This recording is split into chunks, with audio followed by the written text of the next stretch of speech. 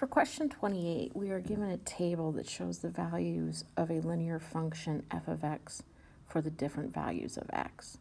Now, if you've watched any of my previous videos, we've previously talked about the fact that f of x is just a fancy way of saying y. So this table, I could rewrite that f of x as y, and these are coordinates. And we could graph these coordinates on the coordinate plane.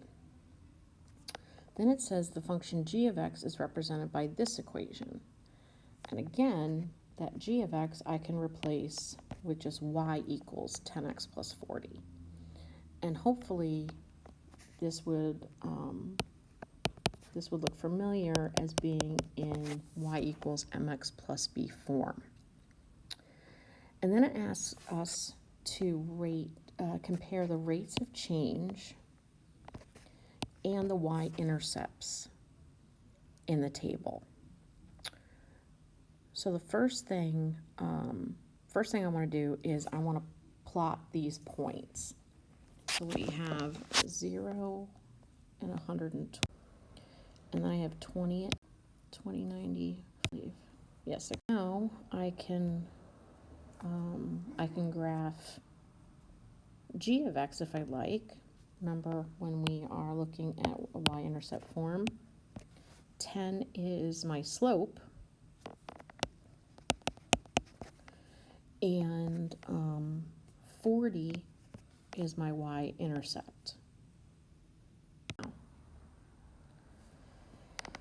Based on our graph, we know that this is my y-intercept. Okay, because the y-intercept is the place where the line crosses the y-axis. So,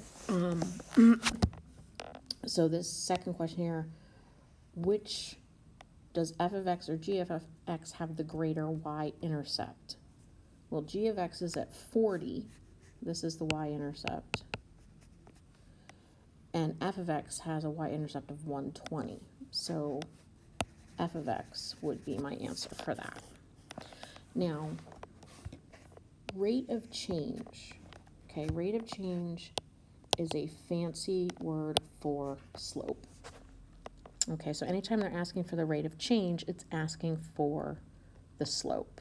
Now, if we go back to our graph, the number is g of x, because it has a slope of positive 10, whereas the slope of f of x is a negative number. Clearly a positive number is going to be greater than the value of a negative number. G of x has the greater rate of change, or the greater slope.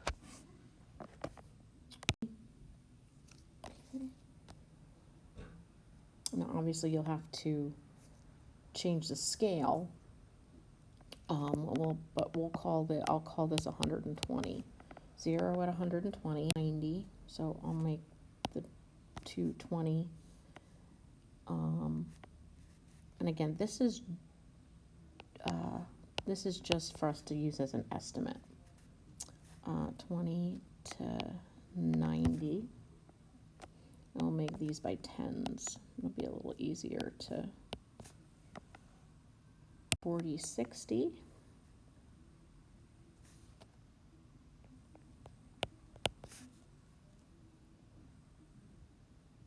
And then we had 60,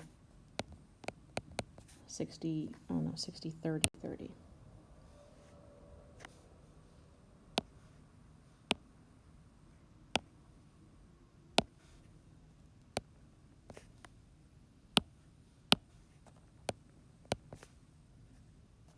Okay, so if you notice, we have a negative sloping line here. Okay, and this is what is referred to in the question as f of x. So I can start at 40, call that 40, and I have a slope of 10. So that means I'm going to go up 10 and to the right 1. And then again, this is just an approximate. Okay. So here I have a positive sloping line. Okay. If you notice, g of x has a positive sloping line because it goes uphill, and f of x has a negative sloping line. So regardless of, now this question also has a part 2. I apologize. This is question 37. Again, we're taking a look at, this is a linear function, because it tells me that right here. And we have values of x, and again, that f of x I can rewrite as just y, and those are my coordinates. And it tells us that a student graphed the line of f of x on the coordinate plane. Select true or false for each statement. So you could either graph this if you'd like, but if you notice, it starts, even if you did a rough sketch, at 2, it starts at like 223, and then at 4, it drops to 206, and then at 5, it drops to 197. And if you notice, as further along you get, the number is your y value is decreasing. Okay, so if your y value is decreasing, clearly we're going to have a negative sloping line. So this is going to be false. The y-intercept of the line is positive. Well, based on the fact that at 2, we have 223, and it isn't till after a value of 2 that the line starts to decrease, it is a fair assumption that the y-intercept is a positive number. Now, as you can see, part 37 has 2 parts. That was part A. Part B, the graph is drawn out for us. And here we have g of x, which I can replace any variable of x and replace it to y as y. And then it has a blank x plus blank, okay? So I'm hoping this looks very familiar and should bring back the fact that this is in slope-intercept form. Okay, so what we have, so B, remember B is my y-intercept. So that's the point where it crosses the y-axis. And if you notice, my y value is 228. So that would be the number I would fill in that spot. And of course, M is my slope. So we can count rise over, remember, slope is rise over run. But we have to keep in mind that, so when we count our rise over run, okay, create our triangle here,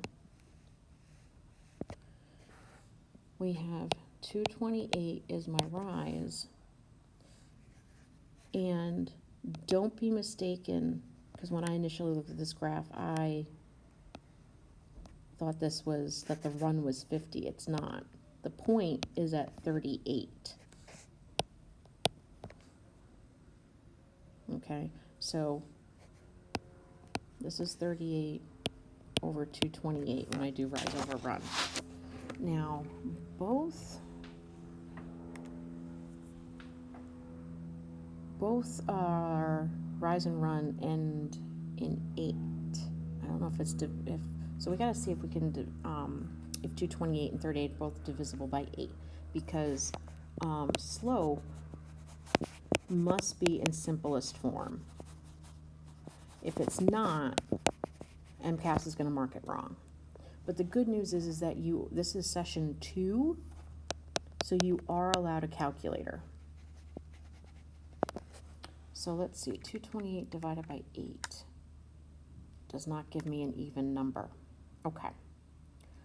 Let's try 228 divided by 38, just for the heck of it. Ooh, and we got lucky. 228 divided by 38 is 6. Now, I could have, it was just a guess, I could have done 228 divided by 4, and I would have gotten 57. But 38 isn't divisible by 4 evenly. So 228, so you'd be going by 2s, actually, which would give you 114 over 19, which is not a pretty number. But you would eventually, you have to get down to simplest form. Now, if you tried writing a fraction into the box, it wouldn't let you. So that's one good clue that it's a whole number. So keep just trying different numbers using your calculator. Use process of elimination and see if you can find something that fits. So I just did 228 divided by 38 just for the heck of it, and I did get 6, so that was great. So your final answer is going to be g of x equals 6x plus 228, and that is the equation of the line in slope-intercept form. And your final answer.